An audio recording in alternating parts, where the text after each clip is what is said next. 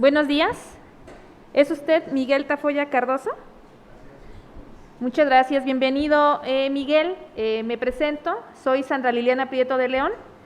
Y el día de hoy, las 7 consejerías que integramos el órgano de dirección de este instituto, estaremos atendiendo su entrevista a efecto de ser postulado para integrar una terna para la designación de la persona que ocupará la titularidad del órgano interno de control de este instituto.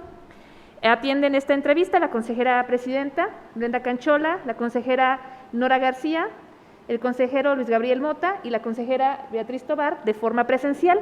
A distancia también se encuentran conectados la consejera Conchita Boites y el consejero Antonio Ortiz. Esta entrevista tiene una duración total, Miguel, de 30 minutos. Los primeros 3 minutos estarán dedicados a que usted nos exponga las razones por las que participa, cuáles son sus atributos, su experiencia profesional, a efecto de conocerle y conocer cuál es sobre todo su intención al postularse a este cargo, ¿sí? Posteriormente, las consejerías que integramos este órgano de dirección, le realizaremos diferentes preguntas con la intención de conocerle un tanto más, conocer sus puntos de vista en relación con las funciones del órgano interno de control y concluiremos, si es que no se extiende demasiada las intervenciones, concluiremos con 3 minutos de cierre de comentarios finales. Le pido que podamos ser bien concretos en las respuestas que proporcionemos a las consejerías con la finalidad de que podamos pues conocerle un tanto más, conocer sus puntos de vista y poder estar en aptitud de atender de manera completa la entrevista y dar oportunidad al resto de participantes, ¿sí? En ese sentido, va a iniciar con la ronda de preguntas.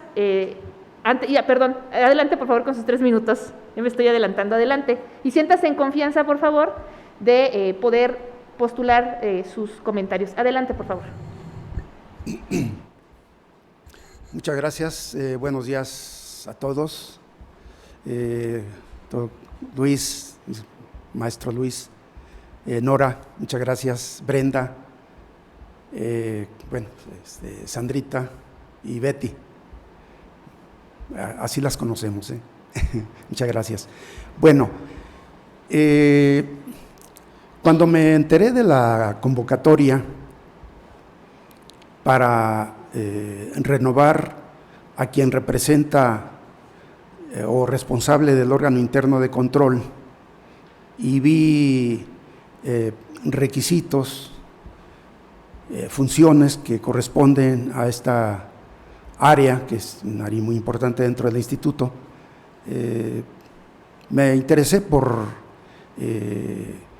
participar y ofrecer algo de la experiencia que he adquirido a través del tiempo, que son muchos años de embregar en distintas instituciones, básicamente públicas, académicas, en donde, por supuesto, se va adquiriendo experiencia de muchas áreas o de algunas áreas. ¿Y por qué digo de algunas? Porque el aprendizaje me parece que es permanente, nunca se deja de aprender algo. Muy rápidamente les quiero señalar que yo soy profesor de origen, soy profesor de educación básica, donde laboré 7 años. ¿Y por qué digo 7 años? Porque fue el periodo en donde yo tuve la oportunidad de cursar mi licenciatura en Derecho en la Universidad Autónoma Metropolitana, en los años 70, ya llovió en esto. Fui profesor de la Universidad Pedagógica Nacional también 7 años, 7, 8 años.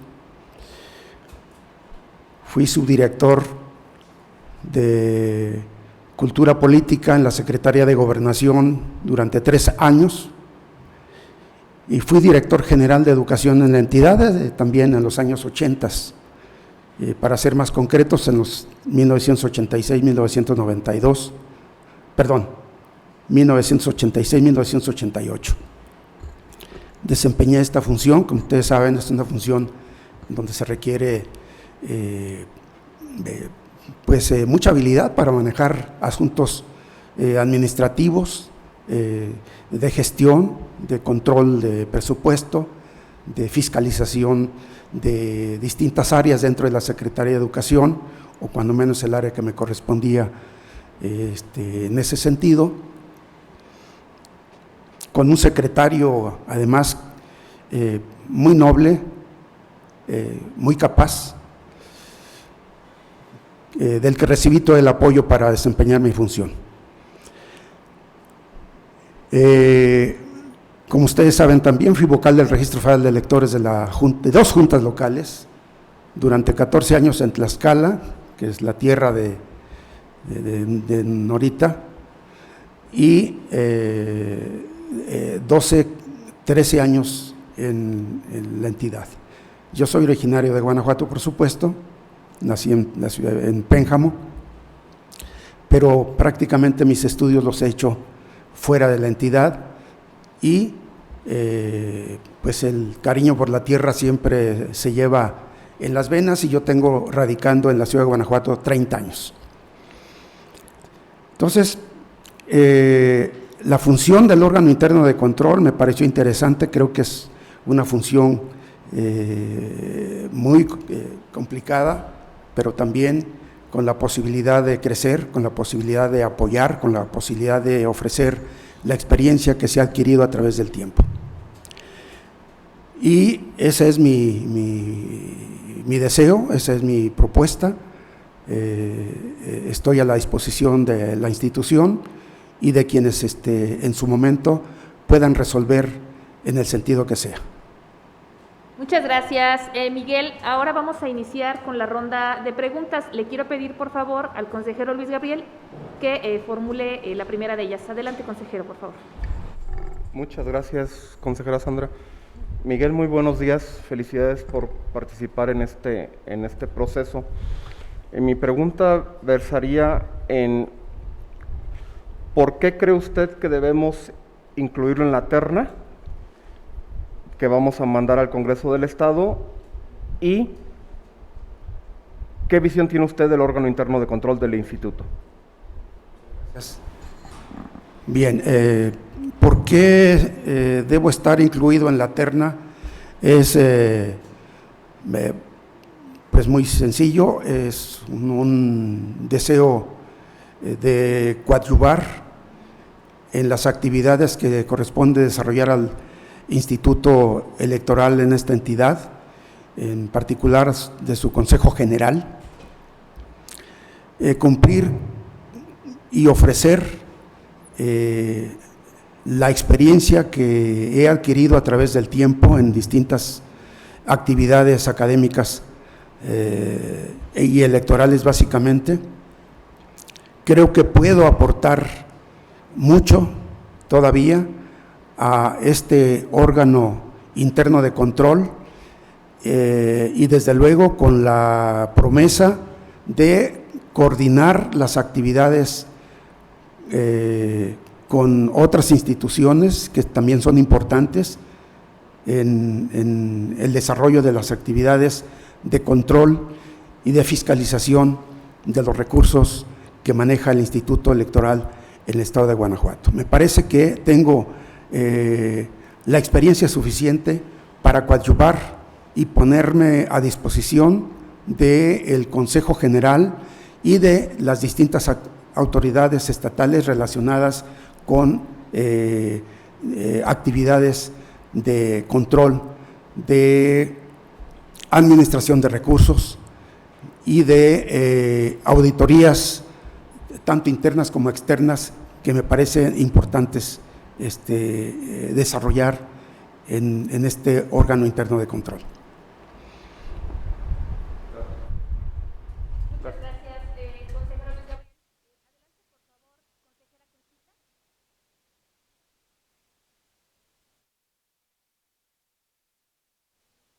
Conchita. ¿Me escuchan ahora sí, consejeros?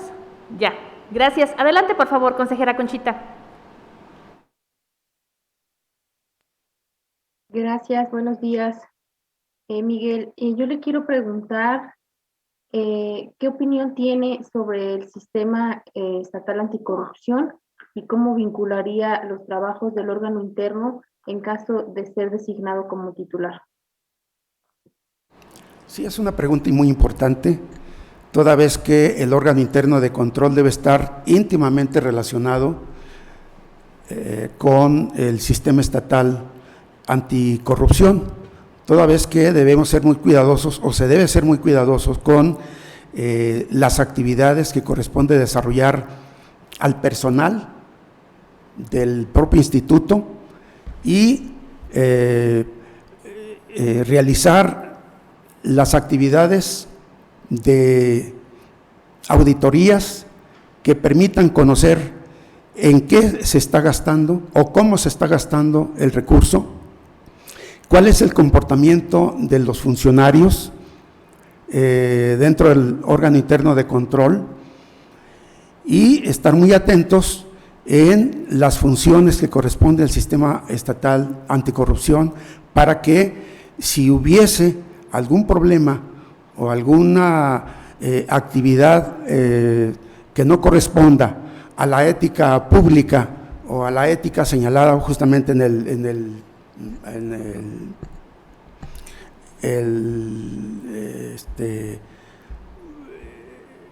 el aspecto básico que es el comportamiento de los trabajadores, inmediatamente proponer algún correctivo que permita el funcionamiento adecuado y correcto de los trabajadores y sobre todo que el Consejo General esté atento también del funcionamiento de esta área importante dentro del Instituto Electoral.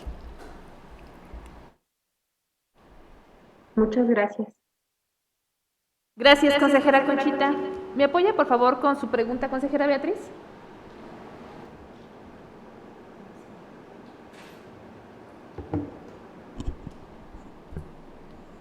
Muchas gracias. Bienvenido, Miguel. Yo quisiera que me platicara, que nos pudiera platicar un poco de su experiencia en estos años en el manejo y control de recursos públicos y en la fiscalización sobre todo.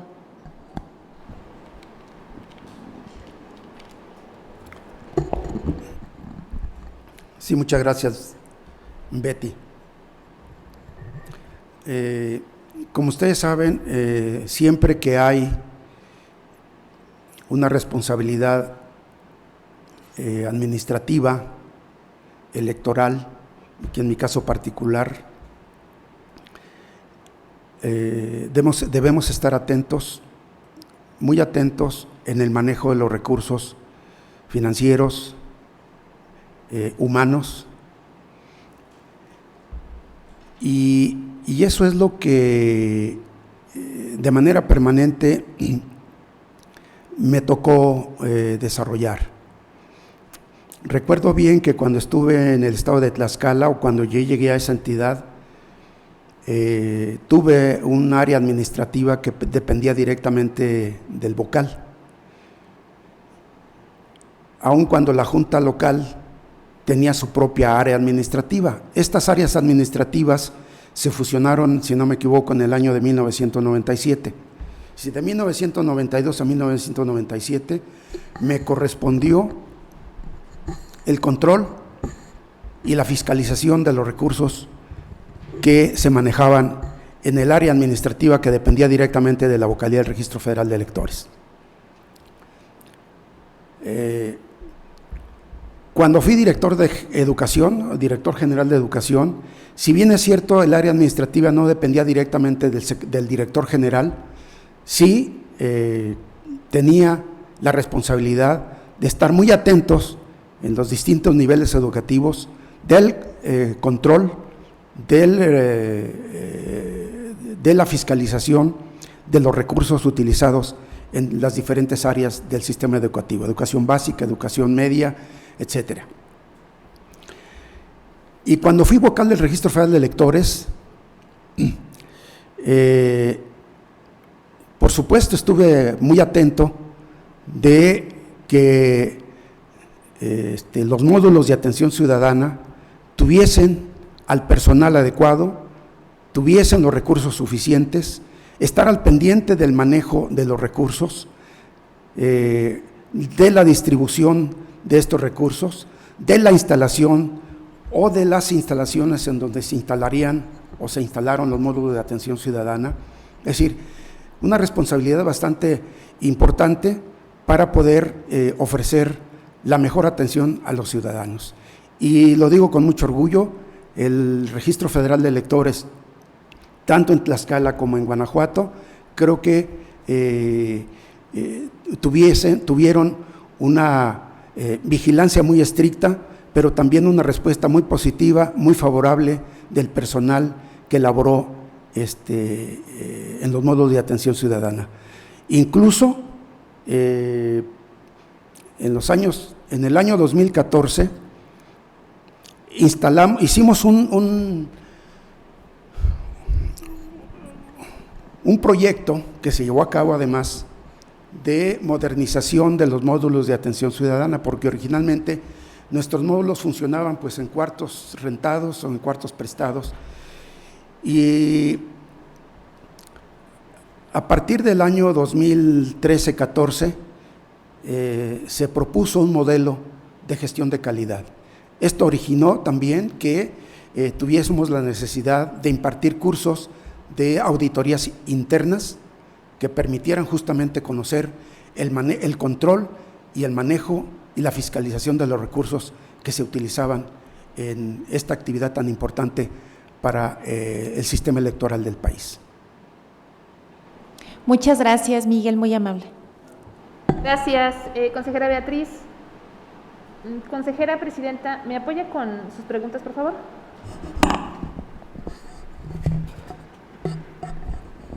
Hola, buenos días, todavía son días. Muchas gracias por estar aquí. Mi pregunta sería en materia de preparación para estar aquí el día de hoy, para su entrevista, ¿qué elementos tomó en cuenta para prepararse para la entrevista el día de hoy? Muchas gracias. Bueno, fueron varias cosas, Brenda. Por supuesto tuve que revisar muchas cosas que ya yo en algún momento también había leído, pero pues tuve que irme al contenido del artículo 31 constitucional, a los artículos 448 de la Ley de Instituciones Electorales para el Estado de Guanajuato, 448, 451 de la propia Ley de Instituciones y Procedimientos Electorales, donde señala las distintas funciones de los responsables del órgano interno de control, y me parecen muy interesantes, toda vez que esto está debidamente señalado, debidamente estructurado. No hay manera de violentar, sino, por supuesto, revisé el código de ética, lo leí de manera completa, no una vez, la leí 2 o 3 veces, y pues ahí está prácticamente las actividades, el comportamiento, las directrices, los valores que los trabajadores o los responsables de los órganos internos de control, en este caso el responsable del órgano interno de control del Instituto Electoral de Guanajuato, tiene debidamente señalado. No hay manera de cómo violentar, no hay manera de cómo, lo que sí, habrá formas de cómo proponer mejoras, de cómo proponer alguna alternativa que nos haga mejores trabajadores, que nos haga mejores funcionarios, que nos hagan mejores entes que tengan que ver con el cumplimiento de estas funciones que son muy importantes para el cumplimiento adecuado en el manejo, en el control y manejo y fiscalización de los recursos que corresponde a este órgano de control. Y por supuesto también revisé el órgano estatal anticorrupción, nacional estatal, y me parece que hay una relación muy estrecha y además debe existir,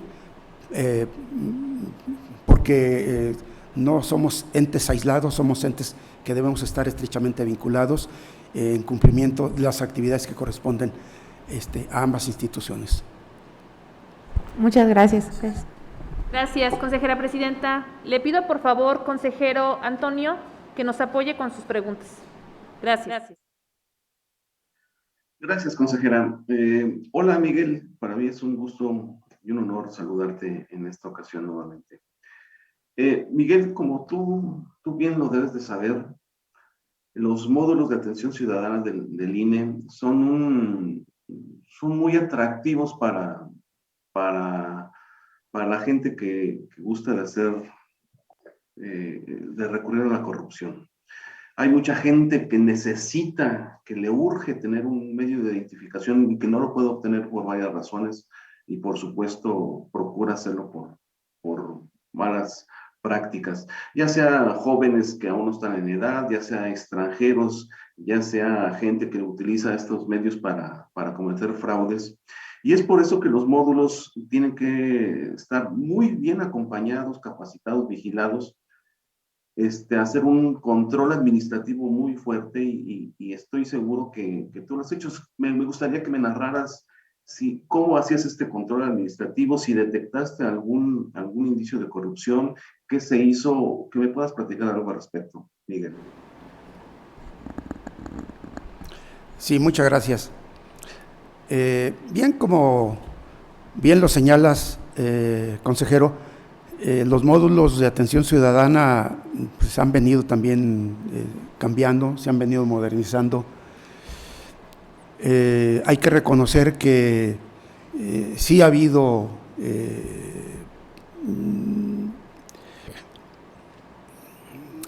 algún tipo de fraude en la elaboración de las credenciales. Que yo tenga conocimiento en los últimos años no ha sucedido, pero sí en años anteriores, quizá 10 años antes. Recordemos el caso de Campeche, de la zona del sureste. O recordemos a una ciudadana que obtuvo 12 o 15 credenciales distintas para cometer algún tipo de fraude. Bueno, ella creo que obtuvo 15, el marido obtuvo, creo que si no me equivoco y recuerdo bien, fueron 10 o 11 credenciales para cometer algún tipo de delito. A raíz de todo esto, Toño, como tú sabes, se vino modernizando desde el punto de vista tecnológico la elaboración de las credenciales en todos los módulos de atención ciudadana, de tal manera que actualmente, si no me equivoco, Toño, las credenciales tienen 25 medidas de seguridad. Esto prácticamente impide que las credenciales fuera de los módulos puedan ser falseadas, puedan ser cambiadas, o cuando menos les va a costar muchísimo trabajo hacerlo. Pero sí ha habido, Toño, hay que reconocerlo, sí hubo algún tipo de actitud en este sentido, pero que yo sepa, Toño, ya actualmente el sistema establecido por la Dirección Ejecutiva del Registro Federal de Electores, con estas medidas de seguridad, ha impedido que en los módulos se pueda cometer algún tipo de fraude. Me parece muy complicado y sobre todo con la capacitación que ahora se les ofrece al personal, es una capacitación muy seria, muy profesional, y el personal de los módulos creo que ha entendido perfectamente esto, y sobre todo la experiencia con la que cuenta ya la mayoría del personal. Esto también ha ayudado mucho a que en los módulos se ofrezca un servicio muy profesional, muy a la altura del desarrollo del sistema electoral del país, y hablo en concreto del Registro Federal de Electores, y hablo también porque además yo fui miembro el año pasado de este instituto como consejero presidente del Distrito 8, y conozco su función, conozco su estructura, y que además, pues no sé si vaya a ser un comentario inapropiado, pero yo soy y seguiré siendo un defensor de la permanencia de los órganos electorales locales del país.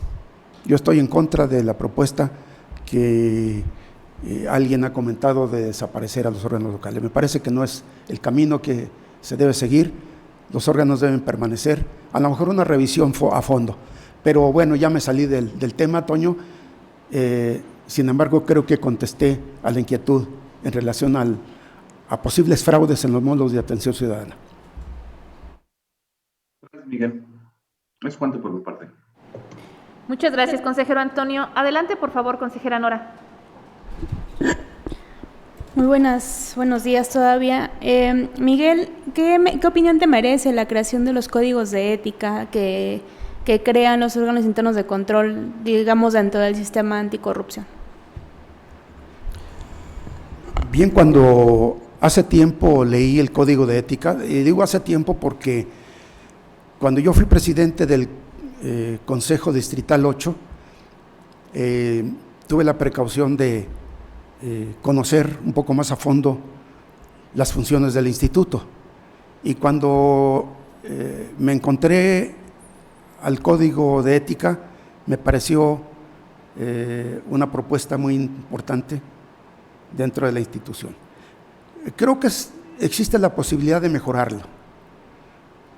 No hay ninguna duda, y creo que se puede mejorar el Código de Ética y habría que buscar hacer una propuesta en ese sentido. Me parece que es posible.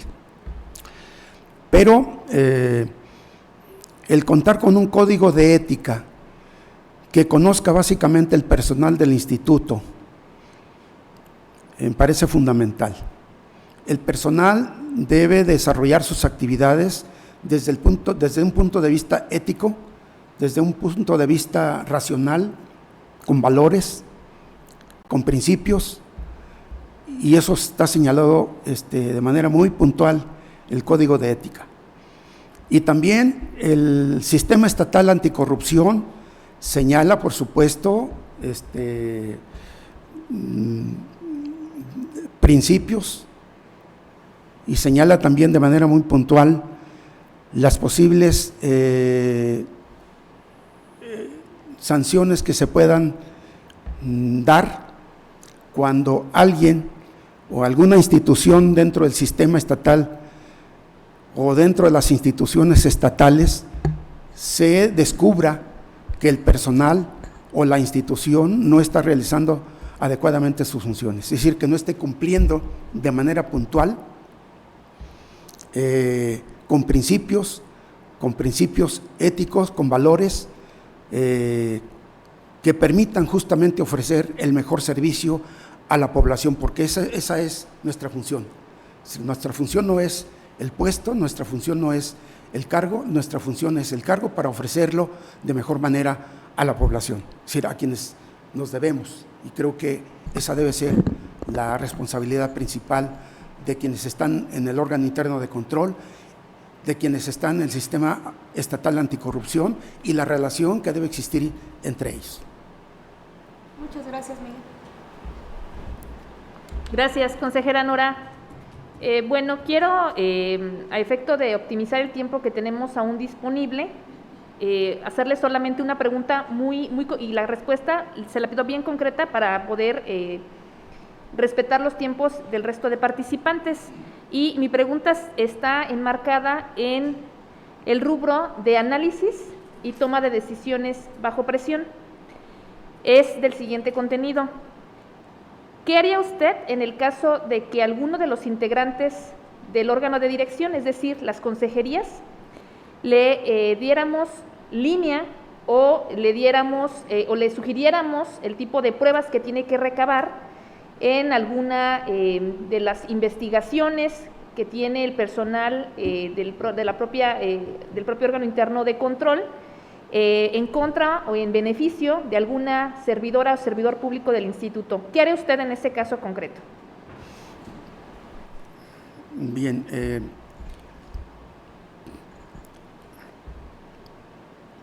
las actividades del órgano interno de control, por supuesto, son actividades que tienen que ver con el funcionamiento integral del instituto, del personal de consejerías, de toda la estructura administrativa, personal, etcétera.